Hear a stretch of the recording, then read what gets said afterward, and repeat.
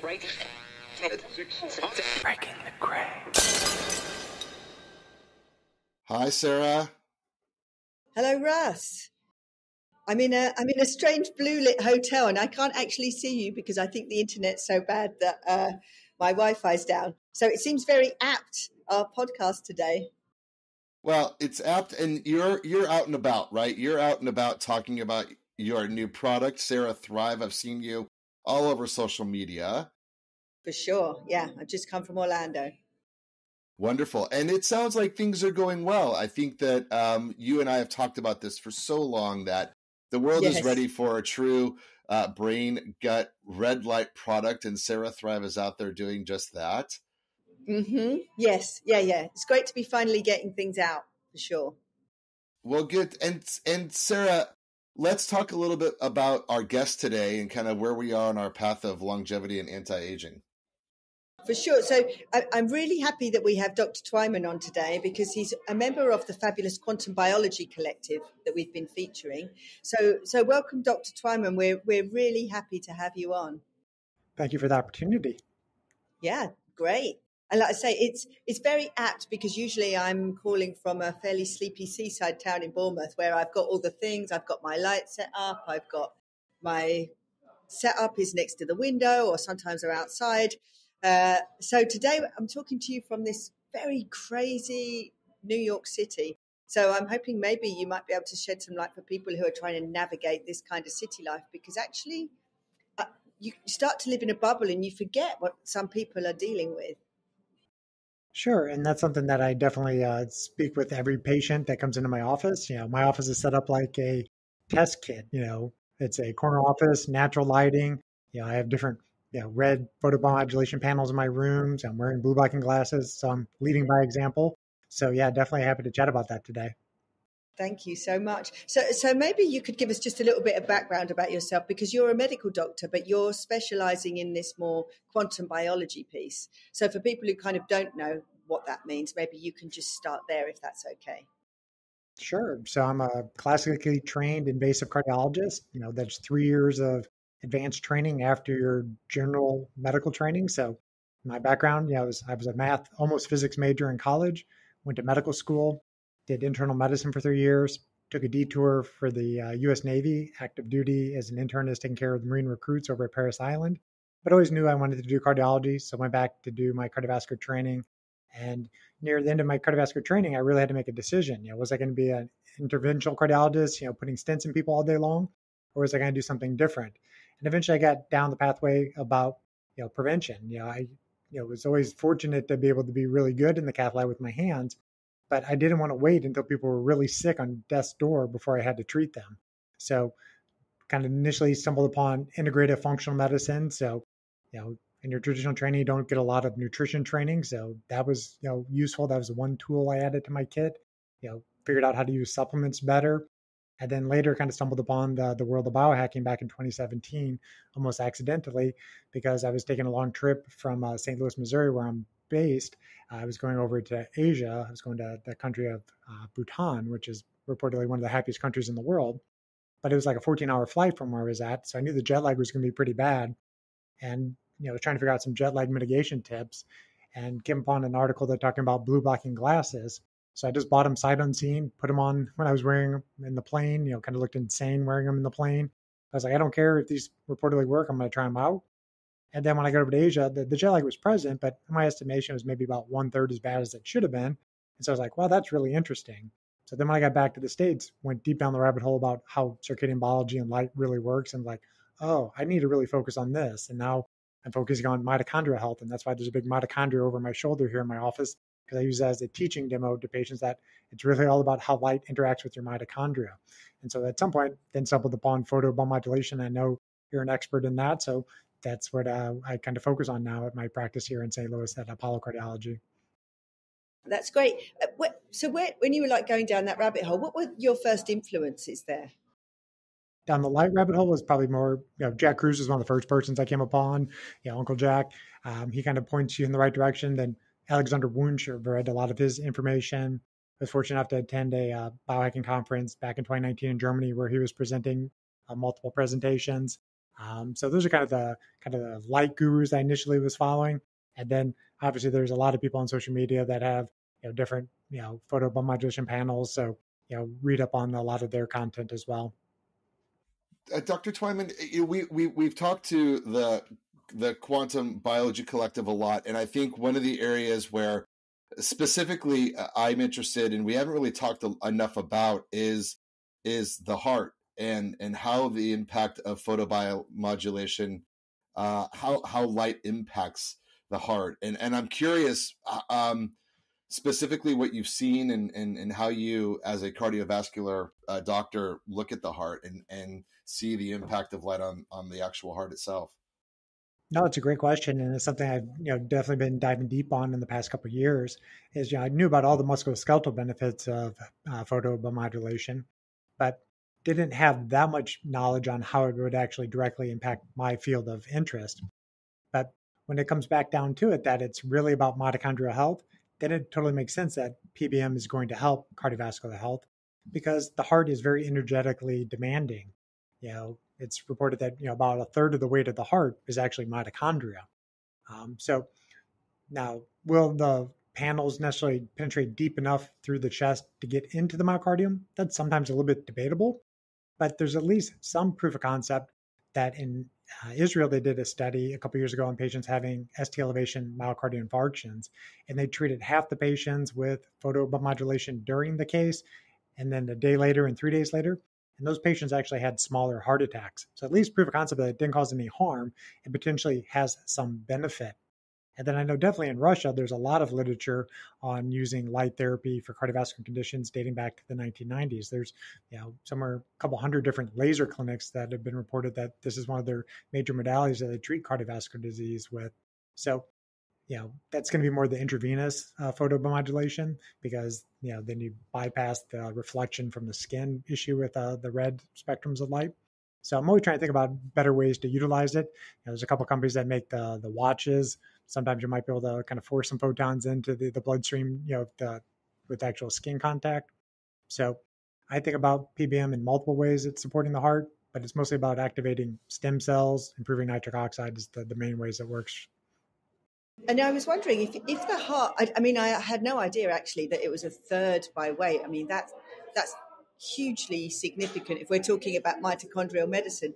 But what do you think about this concept that the mitochondria are also free floating in the blood? So if you're irradiating an area, that those mitochondria soon could end up in the heart tissue if that's where the body has a demand. Correct. I actually had seen that article a couple of months ago. I had done a course for the Quantum Biology Collective all about advanced cardiovascular care. And so, taught them all the things I knew about endothelial health and glycocalyx support, but had come upon an article that had talked about the free-floating mitochondria. And so, I don't think it was necessarily, postulated in that article about that being a main source of how kind of off-target photobiomodulation works, but at least in theory, it makes sense. So if you have intravenous photobiomodulation catheters and you're putting in, red, infrared spectrums of light into the bloodstream, and the mitochondria are absorbing those photonic wavelengths, then maybe that's one of the ways that these things actually work, is that the mitochondria that are free floating in the blood pick up the energy and take them to where things are needed that require more energy. For sure. And maybe not even intravenous, because you can get to, like you say, with red light and near infrared, you can get to the surface and at least a few millimeters deep into the body. Correct. Yeah, definitely the surface. Yeah. So that's super interesting. And you also mentioned stem cells. So how do you think that the light is playing into that piece? Do you think that you're actually able to generate stem cells that can end up in the heart? I believe so, because that's what the data was showing out of that study in Israel, is that, when they were using photobiomodulation for the patients having the heart attacks, they weren't treating them over their heart. They were treating them over their tibia. And the stem cells in the tibia were activated by the infrared spectrum. I think they were using 8-10 nanometers of light in that particular study.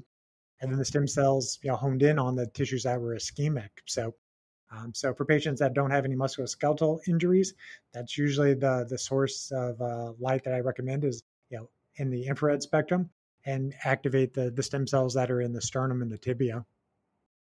That's super interesting. I was also, because I was at the biohacking conference that's just gone, the one in Orlando, and I was speaking to a stem cell expert there, and we were talking about stem cells in the fat tissue. There are stem cells that are generated in that adipose tissue.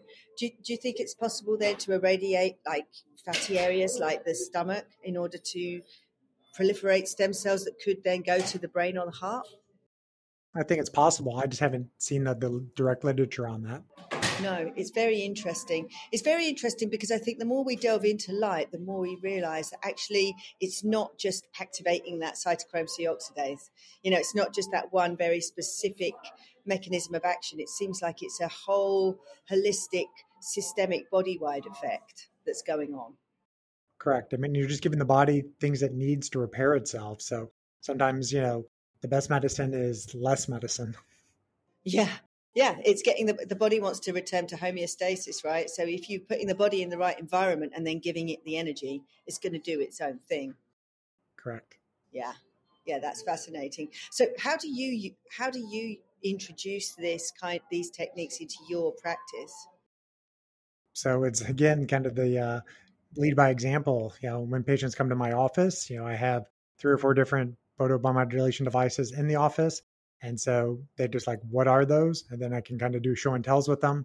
In my main exam room, I have one of the 8 foot by 4 foot tall panels. So the patients are like, whoa, what is that? Like, well, this is what a lot of the pro athletes use to recover, after a football, hockey, baseball game.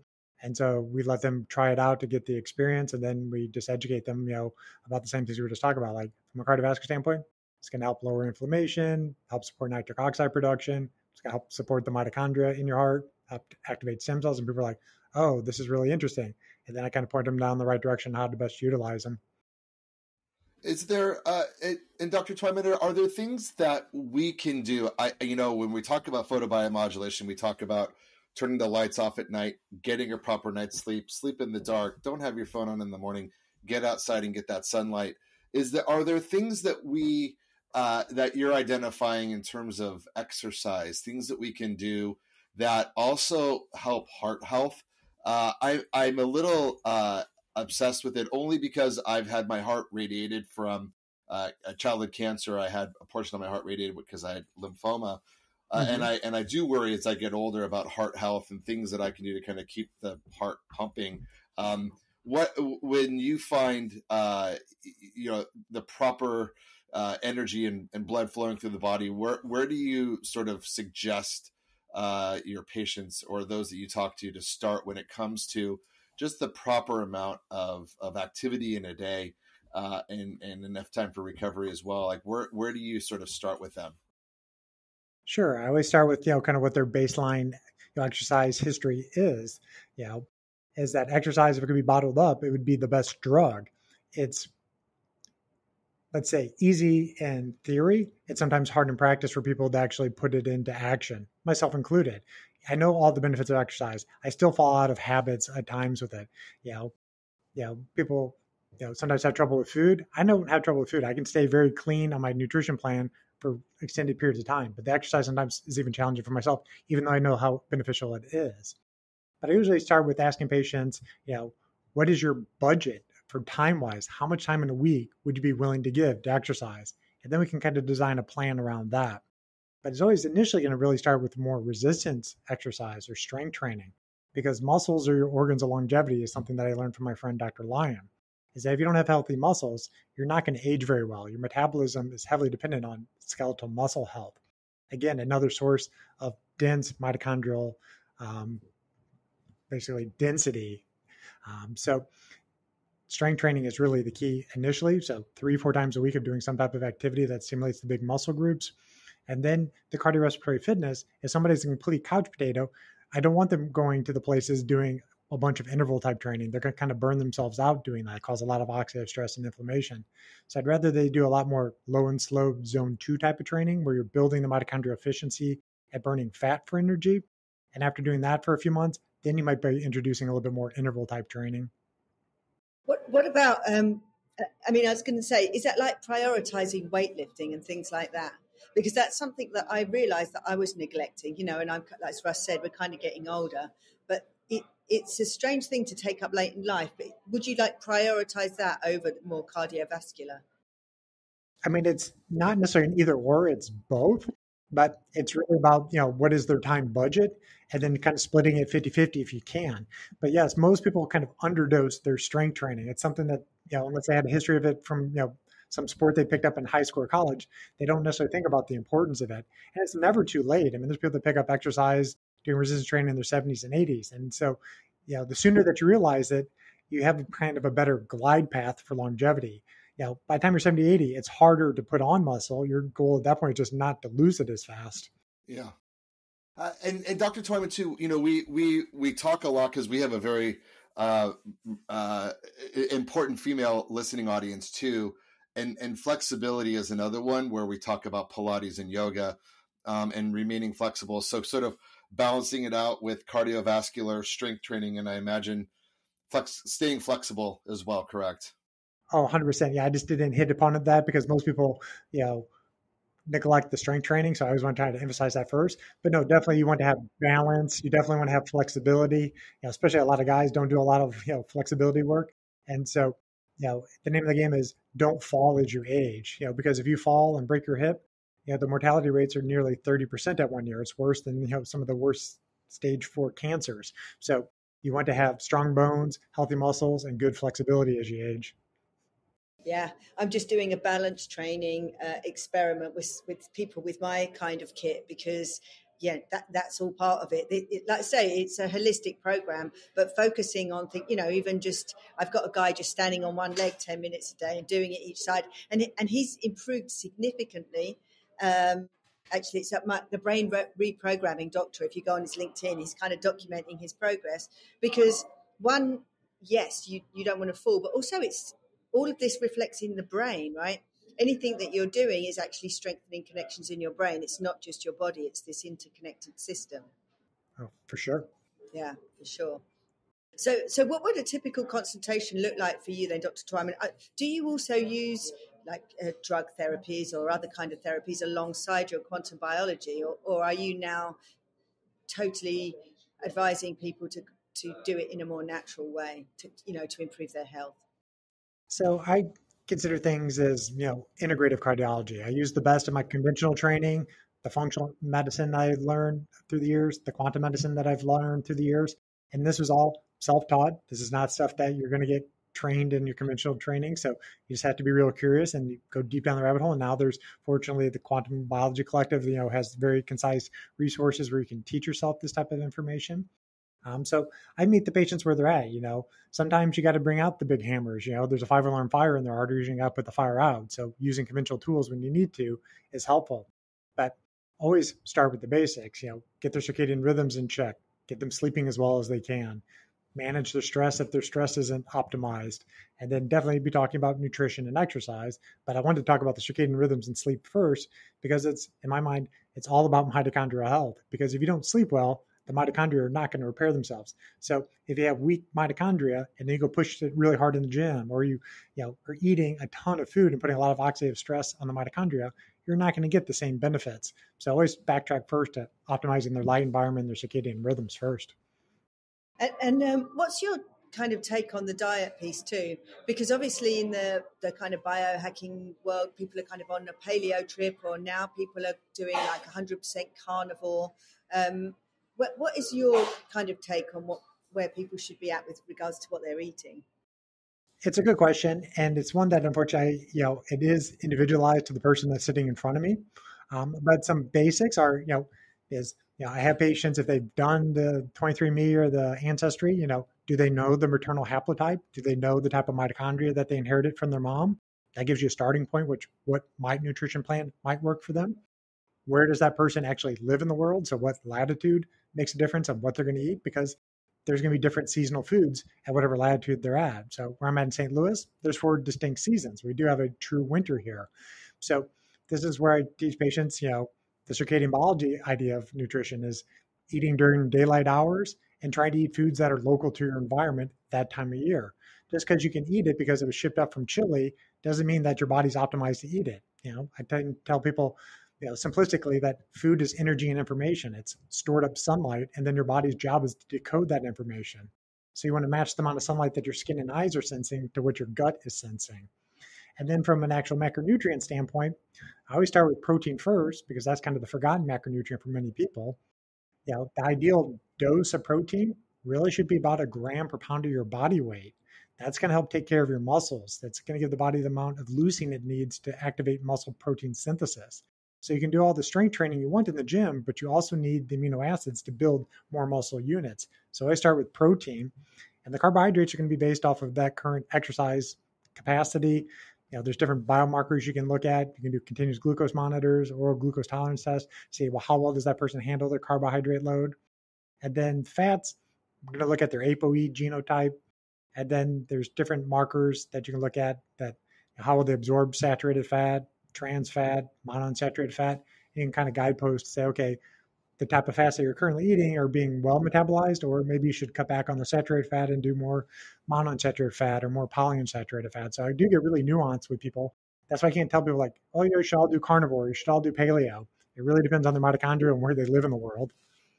Right. And that is quite complex and it's quite difficult.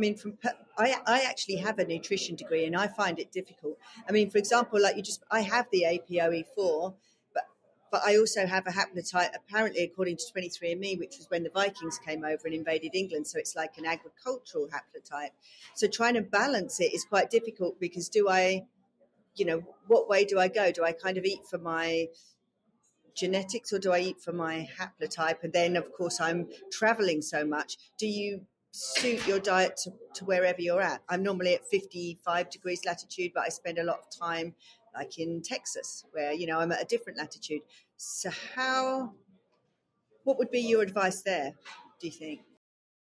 It'd be twofold. It's that, one, it depends on how healthy your mitochondria are to begin with. The healthier mitochondria are, the more you can kind of break nature's rules. So, you can eat food out of season, the healthier you are. It's the sicker you are, you got to be more strict, essentially the way I think about it.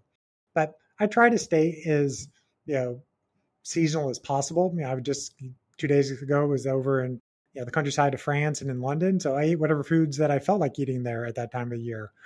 So I generally try to eat, enjoy the local cuisine if I'm traveling. But then when I'm at my home base, I'm usually much more strict with my kind of nutrition regimen. Yeah, that's interesting. And what do you think is the most interesting thing to come out of quantum biology? Because we've kind of gone through the biohacking and now, what do you think is the next thing that's coming that people maybe are not so aware of? I think just that, it's not that it's what's coming next. It's just that it's just the tip of the spear that people are actually understanding quantum biology exists and that how important light is to your circadian biology and your mitochondria. I think, the people that have been in the field a long time are like, oh, this is old hat. Everybody should understand this. But this is something I'm teaching patients every single day, and this is the first time they've ever heard it. So I don't think there's any latest and greatest things I'm super excited about from the quantum biology collective, other than just that the knowledge is getting out there. I think that's the biggest thing I'm excited about. Yeah, and I agree. And we've had several of your colleagues on our show, and there's so much more to learn here. But as the sort of like rising accepted practices are coming out of it, I'm incredibly excited because Sarah's been talking about this with me. I've only known Sarah for 4 or 5 years, and she's been talking about this for such a long time. And there's the individualization is a really important part of it. I like to, I don't know, I'll get a little bit self-centered here and ask, knowing that I have some potential heart issues Sure. because of my radiation, are there things that I should be avoiding? Like, should I be, and you probably you haven't seen any of my data or my scores, but should I generally be avoiding a heavy carnivore diet? Or because I do tend to like a ketosis diet, only because it's where I lose weight and it's where I can stay kind of in my weight zone. But are there diets I should avoid because of kind of my early childhood kind of radiation to my heart problems? So can't really answer the, should carnivore good or bad without more data. And that's often what I kind of tell people is like, it's test, don't guess. You can't just look at people and know what's going on in their 60,000 miles of blood vessels. So there's numerous non-invasive tests that can tell you how healthy your arteries are. There's tests that will look at the endothelial function. So can the arteries dilate appropriately? And then, people who've had mantle radiation, the radiation can damage the coronary arteries depending on, which coronary arteries were exposed to the radiation beams. So those patients, would be more aggressive doing non-invasive tests to look at, do they have calcifications in the coronary arteries, potentially a CT coronary angiogram to look for soft plaque in the arteries. And then that kind of guides, the nutrition recommendations and the intensity of supplementation and medications. It's interesting you say that. We recently had a guest on, and I did go get a calcification test, and it came back, and I got a very good score on it. So thank you for mentioning that, because it really there are some incredible tests out there now that you can get to really help you understand what's going on in there, and I find it super helpful. I was also wondering, because you're talking about the condition of your mitochondria. Now, I feel very fine and I feel very healthy. I have a lot of energy. So I've got a subjective measure. But do you have any measure where you can actually test how people's mitochondria are? Is there a measurement that you would recommend to kind of look at that piece? The most kind of direct way to do it would be get a VO2 max stress test. That would actually show you how optimal your mitochondria are at being able to burn fat for energy. So that's a rough estimate of how, functioning your mitochondria are. So that'd probably be the straightforward answer. But for people who don't have access to the VO2 max testing, I think kind of what you're saying, like if your brain's, cranking along the way you want it to, you have the energy you need to do, the activities you need throughout the day, you can exercise without, being extremely fatigued. But the big thing is, like, if you're sleeping well, you're getting 7.5, 8 hours of sleep a night, and you feel like you sleep like a rock star, your mitochondria are probably working pretty well. But if anything else is off, you're fatigued, brain fog, can't exercise the way you want, there's probably something going on with your mitochondria, and you got to dive deeper then. Yeah, I haven't done the VO2 max test. That's interesting. When you go to these events, that's something that's not there. I mean, everyone's got the aura rings and ways of looking at heart rate and sleep, but I hadn't heard. Yeah, so I will do that, because Russ and I, we're trying to get a really good baseline. In fact, we've been working on it for a while. We've done epigenetics tests. We've done all kinds of things. But, people are always, mitochondria is the thing that we're looking at now. And to kind of get a measure so you can say, okay, well, I've gone from this baseline to here, or, down to here, whichever way you're going. That seems to be a trickier thing to measure, to get a really objective measurement on. Correct. And it's going to be multiple data points, but, doing the resting metabolic rates, looking at, your metabolism of fat versus carbohydrates at rest, and then looking at the VO2 max is probably the best, non-invasive way at looking things from a mitochondrial standpoint. But, you can look at some other things in the biomarkers that give you an idea. If you have a ton of inflammation, well, you probably don't have really functioning mitochondria. So there's probably a lot of oxidative stress the mitochondria are, undergoing, and that's causing the inflammation. So you can sometimes read into the blood work. So the blood work's being done for other reasons, looking at risk factors for atherosclerosis. But sometimes you can say, hey, there's something wrong with your mitochondria as well. Yeah. Dr. Twyman, if you were talking to your younger self, what would you tell your younger self to do to keep your mitochondria healthy? I probably would just be doing what I'm doing now sooner. It's, when you know better, you do better is kind of the analogy.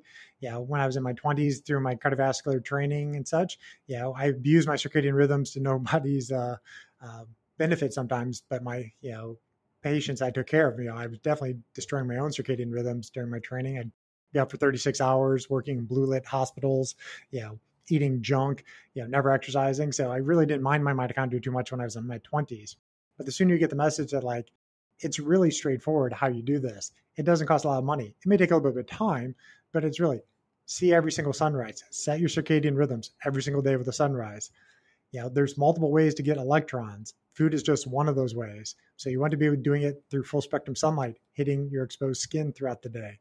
You want to be barefoot on the earth and absorb electrons from the earth. You want to do the things that support your mitochondria and don't break them. So eating high levels of DHA with seafood. There's so many little straightforward things you can teach people to do. And it goes back to what we talked about earlier. A lot of times it's less is more. It's getting out of the way so the body can repair itself. And I'm just sorry, I was just going to say, what about in these big cities? Because I'm not normally in like New York, but here I do normally do all of the things you just mentioned, but this morning I didn't see the sunrise because I'm staying in this huge apartment block with the train right there. I don't want to do grounding here because I don't actually know what's underneath the ground that I'm treading on. And A you know, subway. you can't see the Right. sun. So, would you actually advise people, if you can organize it, to move out of these big cities? I mean, do you go to that extreme? If somebody is sick, then yes. I mean, that's something I learned from Dr. Cruz, is people will not get well in the environment that made them sick, and you know, it's only so much things that you can do in Western medicine. There's only so many pills you can take. And if you're not getting better, often the situation is you need to move your environment. That's right. Yeah, it is interesting. And Sarah, there's that other part though where we've talked about human connection and how important human connection is too. So, and we saw this firsthand with humans trying to stay connected via Zoom during COVID. Now we're back to human connection. That's important too, right? I mean, in New York is sort of over human connectedness, but it is important, right? Yeah, it must be. Yeah, that's good. It must be a juggling act. You want to be close to your friends and family, but at the same time, you need to take care of your light and the rest of your environment. Correct. Yeah. Yeah, yeah. It's difficult to get all of the pieces right, especially if your whole social scene is in these big cities. So yeah, it's interesting. What do you think about this whole? Because Russ and I are on a longevity trip right now. So what do you think about all the stuff that's happening with people injecting like teenage blood or doing these telomere extensions? All these crazy things. Like I say, I've just come from the biohackers where there's all kinds of fairly extreme things going on. Is there any validity in any of these things? I think there's some validity to in some of them. And, I think the biohackers are at least often directionally right. They're going to be the guinea pigs. They're going to show us what's tending to work and which doesn't tend to work. But I think too many people want to, put their hopes on that there's going to be some magical pill or some magical biohack that's going to get them 10, 20 extra years of living. And that's probably not going to likely be possible. I think people are waiting for the magic bullet and they're not doing the basics that they have access to right now. If you're not getting optimal sleep, if you're not getting proper sun exposure, why do you think some magic blood transfusion or hyperbaric oxygen or stem cells are going to be your magic bullet? Do the basics first, and then if the basics alone aren't doing it, then that's when you stack these things. So I don't think they're necessarily wrong, but I think it's mistaken to think you're going to layer on 30, 40 different biohacks and you're going to live to 200 years old if you're not doing the basics. Yeah, but I was also at A4M recently, which is like the medical doctor. It's kind of like biohacking, but access to a lot more drugs or a lot more things that most people can't get their hands on. And maybe if these people are doing all the biohacks, then they're adding on, metformin or rapamycin or transfusions. Do you think it is possible for people to get to 150, 180? Because that's, what a lot of people are going for now. And a lot of people seem to think it's within their grasp. You've got like Brian Johnson and these kind of influencers who are promoting that message. I think getting to 100 is a reasonable goal for most people who are, alive right now. But the, over 127, which I believe that's the oldest lady, maybe she was 126. Nobody has ever gotten even close to that. Most people rarely ever make it to 120. And so until they can have some examples of people pushing that, I think it's going to be misguided to think they're going to get to 190. So then also the goal is like living to 190 to what cause? Like, are you as mentally sharp, as you as physically as fit as you want to be? Do you have human connection? If all your family and friends aren't doing the same things you're doing, you're going to outlive everybody else. So you can continually to make a new, social group, then you really got to think about those things sometimes. Yeah. So, Yeah. It's more the quality of life than necessarily just the quantity. I mean, I've talked about on social media, I had a great grandmother lived to 106. She did none of the biohacking. She didn't eat anything clean. She didn't exercise. She had some good genes that basically reduced her risk of having cardiovascular disease, but she still passed away at 106 from dementia. I don't want to be having dementia at the end. I want to live as long as I want to live and then be like, I got pneumonia and you check out a week or two later. So I think people have to kind of plan with the end in mind, but have an idea of like, what does it actually look like at the end? Yeah, that's interesting because we had one of our guests was talking about what are the economic costs of that. If people are living to 180, what are we going to do? Well, it's already a problem now today, right? I mean, we have more humans on the planet, and we are living longer, which means we're consuming more, and the planet isn't doing too well with us. With our average age getting up there in the 70s, I imagine that it's a massive economic cost. But to your point, Dr. Twyman and Sarah, and we had Ryan Clark on last week. The discussion around living your life now and being healthy now, so that when you do get to be in your 70s and 80s and 90s and everyone you love is gone and it's just you and your creaky old body, is that actually the life you want to live, or do you want to maybe enjoy it now? Like, I don't know, I took a lot away from that, Sarah, what Ryan said last week around just living forward now and not worrying too much. But also, it is important that you need to be healthy, and I've dropped 10 pounds since we've started this season, and I feel so much better. And I feel better, and my mental state is better. And I think a lot of this is just getting us feeling better now, so that we know what feeling good means, and that we can enjoy that when we have it, right? And that we just want to keep that going longer. And I really appreciate everything we've learned this season because of that. Yeah, sure. Yeah, healthy aging is what we want. Maybe, Dr. Twyman, we can end then on what would be some basic things. I mean, I know you've already covered quite a lot. We've talked a lot about the sunrise and things like that, but what can people do? What's your kind of main thing? And maybe we can focus on the heart, because that's something that we don't talk about so much. Sure. I mean, that's the kind of the name of the game, is that, cardiovascular disease is still the number one killer of men and women. And so if you want to have a healthy health span and thus longevity, you can't die early from a heart attack. So a test, don't guess philosophy. Doing just a standard of care of a plain stress test with a treadmill and maybe an EKG and looking at traditional lipids is not enough. You don't really know your risk of having an event unless you look at the arteries non-invasively. So carotid intimal medial thickness scans, CT coronary calcium scans, CT coronary angiograms, those are kind of the workhorses that really tell you what's going on with your arteries. Do you have advanced plaque building up in your arteries? If the answer is yes, then you got to work with somebody who can do the kind of the deep dive, the root cause analysis. Why is this person developing plaque? Because 50% of people who have heart attacks had no symptoms before they had a heart attack. 50% of people who have heart attacks have, quote, normal cholesterol. So it's more complicated than just you have low LDL and high HDL. So you have to get the right test. So we talked about many of those tests earlier, but some of them are looking at your endothelial function, things like the max pulse, the endopat test. They're telling you, do you have healthy elastic arteries? Can your body make nitric oxide? Because plaque in the arteries starts first with endothelial dysfunction. So start there first. Do you have healthy arteries? I mean, what age would you suggest doing that? Because certainly that's not something that's offered on the British National Health Service. Like, no, we're not doing that. Correct, because the way I was trained, it was we were waiting for people to have symptoms. You would show up to a cardiologist because you were fatigued, you had shortness of breath, you had palpitations, you had chest pain, and then we did the right test to figure out what was causing those symptoms, and then we tried to treat it. Right. So most health systems are not designed to keep you from getting those things. That's your health is on you essentially. So the testing, ideally would be started in people's 20s, because endothelial dysfunction can start in your teens and 20s, but you don't start developing plaque and symptoms until you're 40, 50, 60 years old. So the sooner you look into it and kind of put a halt to it, the better. I saw somebody earlier today in their early 40s has very advanced plaque in their arteries for their age, and they look healthy from the outside. So if they didn't do this testing, they wouldn't have a clue that they were at very high risk of having a heart attack or stroke. Right, that is interesting, because certainly that's something I've never considered doing, and or anyone in my sphere in the UK, because that's just not how it's done. There's a process, and that doesn't fit in with that scheme. So what you're saying is actually actively seek it out and have at least, how often would you do it?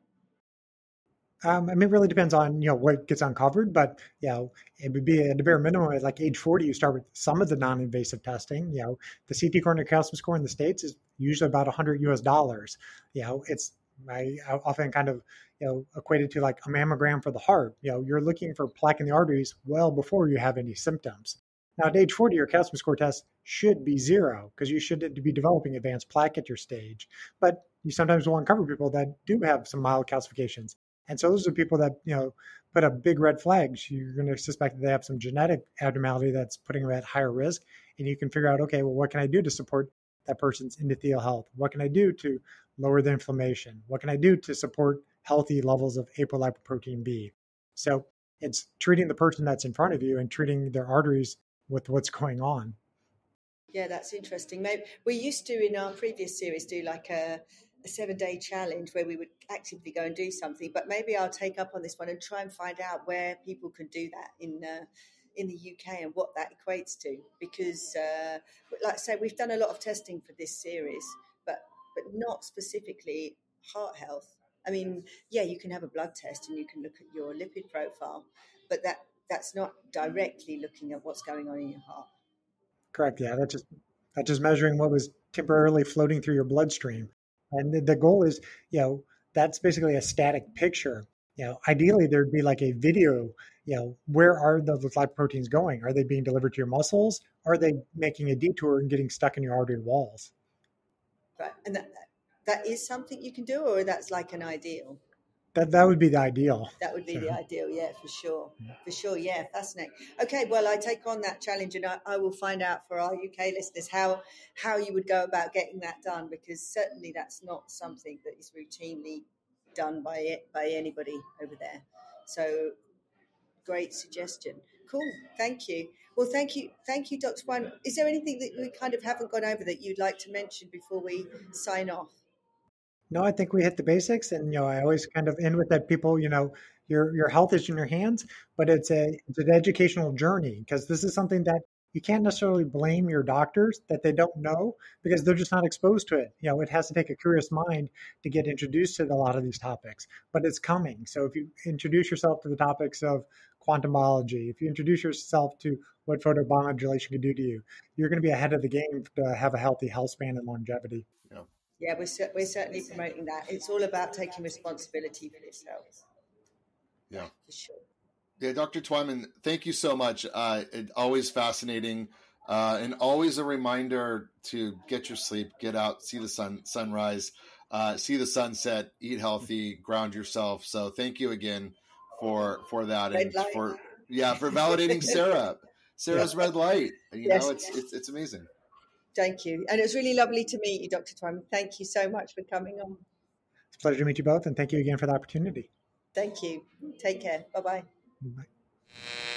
Breaking the gray.